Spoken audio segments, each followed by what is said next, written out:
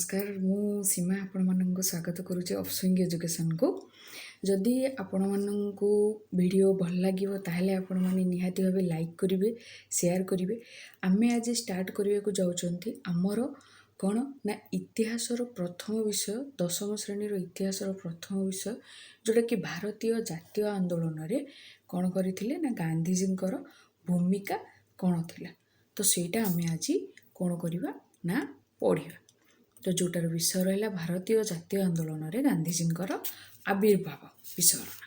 तो प्रथमे आज आम बेसिक मु कौन करी बेसिक जस्ट क्लास नेबी जे पिला मानकर समय नेबी नहीं। तो गांधीजी विषय रे बास खाली आज टिके आम जानिबा जे कौन पाई गांधीजी को ही आमर ए विषय रे निया जाइछि। तो प्रथमे आम कौन करिबा जे गांधीजींकर पूरा नाम जानिबा। गांधीजींकर पूरा नाम कौन थिला जहाँकि थिला मोहनदास करमचंद गांधी। आ जन्म तारीख तांकर थिला अक्टोबर 2 तारीख 1869 मसीहा। जन्म स्थान तांकर थिला पोरबंदर गुजरात। आउ कौन थिला ना विवाह करथिले से 1882 ख्रीष्टाब्द रे। काहाको विवाह करथिले ना कस्तूरबा गांधी को से विवाह करथिले। आउ गोटे जिनस आम जानिपरिबा जे 1888 अक्टोबर मासरे से कौन करथिले ना इंग्लैंड यात्रा करथिले। कौन पाई कहीं ना तांकर एजुकेशन पाइका से इंग्लैंड यात्रा करथिले। तांको शिक्षा पाई से कौन करथिले इंग्लैंड यात्रा करथिले। जदि आमे जानिबा ताहेले पृथ्वी इतिहास पृष्ठारे गांधीजींकर ना बहुत अछि। कौन पाई अछि ना से भारतर महान जननायक तथा स्वाधीनता संग्राम आंदोलन रे कर्णधार बोली आमे ताको कहि परिबा। काहाको महात्मा गांधी को कहीं ना से भारत स्वाधीनता रे बहुत साहाय्य करथिले।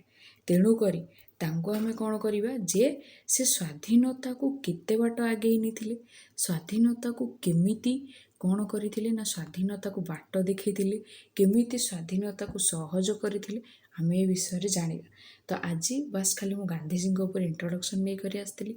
निहाती भावे जदि वीडियोटे आपण मानकु भल लागिबो आउ कौन हम ना आपण हेल्पफुल हम पिला माने तो निहाती भावे सब्सक्राइब करेंगे। नेक्स्ट क्लास परकु पर आपण मानक आसवाक जाऊँगी। आउ हाँ मैथ मो खातार गोटी गोटी करके बुझेबी जोटा भी तुम मानक अबुझा निहाती भावे कमेंट रे लिखिबे आउ मु ताकू तुम मानक बुझाइबा चेष्टा करी। जदि वीडियो रे कौनसी प्रकार असुविधा रोचे किंबा वीडियो रे आपण मानक टिके क्वालिटी कम रोचे ताहले सेथिबाई क्षमा चाहिए। जेतिकी अच्छी आपण बास टिके कनसिडर करिकि पिला माने पाठ पढ़िबे। निहाती भावुची कि वीडियोटी भल लगी हेल्पफुल रही। तो मु आपण मानक धन्यवाद दूची। Thanks for watching.